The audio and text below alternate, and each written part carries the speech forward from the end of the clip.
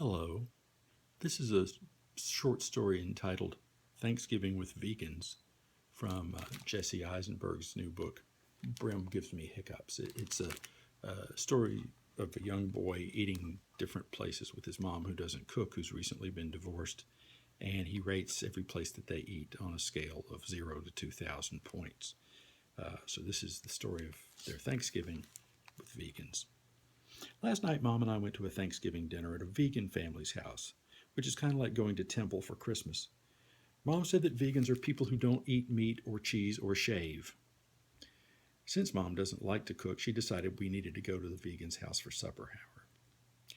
Thanksgiving used to be my favorite holiday because Mom and Dad and I would drive up to Dad's parents' house, and Dad and I would roll down the humongous hill in Grandpa's backyard while Grandma cooked with Mom. But when Dad left Mom to be in love with another woman, Mom told me that I was never allowed to speak to Dad's parents again, which I thought was unfair because they were my grandparents and we had a special relationship. I also used to love Thanksgiving because of the food. Grandma would make a huge turkey with gravy and stuffing, and everyone would make a big deal out of Grandpa carving the turkey like he had a special skill that none of the rest of us could ever learn. But our neighbors, the vegans, don't eat turkey or real gravy, and they don't put marshmallows on top of their sweet potatoes because they said that marshmallows come from horse feet, which I don't know if it's true or not. I hope it's a lie. Not only do they not eat turkey, but the vegans placed framed pictures of two turkeys on their Thanksgiving table when the turkeys had names underneath, which were Mabel and Todd. It was strange to see pictures of turkeys because no one ever really takes pictures of turkeys, and it was even stranger to see that they had names because no one ever really names turkeys, especially with names like Todd, which sounds like the name of a boy who asked the teacher for more homework. All of the foods were labeled with little turkey-shaped signs, and I remember the names carefully so I'll know what to avoid in future Thanksgivings.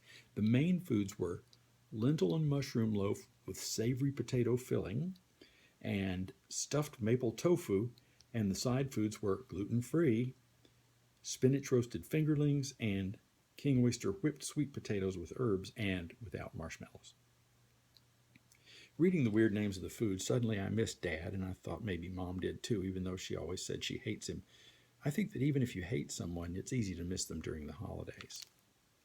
Before we were allowed to eat, we had to go around the room and say what we were thankful for. At Grandma and Grandpa's house, we used to do the same thing, but more as a joke. It would be funny and sarcastic, like Grandpa would say, "I'm thankful Grandma didn't burn the turkey like last year." And Grandma would say to Grandpa, "I'm thankful that you lost your teeth, so you'll only be able to eat the sweet potatoes." But the vegans said things that were sincere, like family and togetherness, and Mom rolled her eyes at me and I rolled mine back at her, and it made me feel good. I like it when Mom rolls her eyes at me because it's like having a silent secret with someone.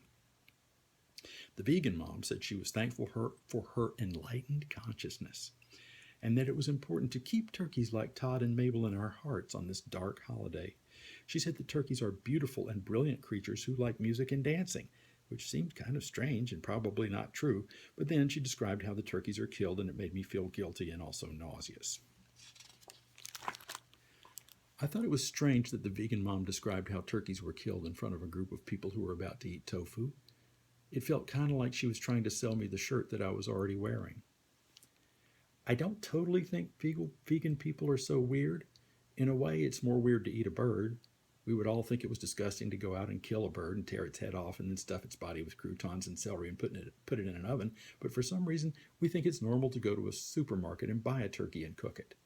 I guess I'm being hypocritical by eating turkeys, but I really don't know what to think about this. I think it's really sad the way that animals are killed, but I also think it's really sad that I used to have Thanksgiving with my grandparents and now I'm not allowed to talk to them because Dad loves someone else.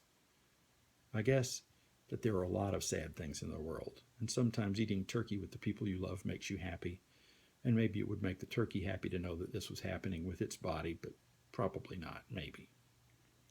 If the turkey really liked music and dancing, maybe it would also like to know that I was rolling down the hill at Grandpa's house with Dad and then eating its body.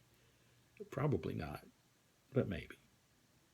Maybe some things are too difficult for me to understand right now. Probably not, but maybe. That's why I'm giving the Vegan Thanksgiving 1,000 out of 2,000 stars.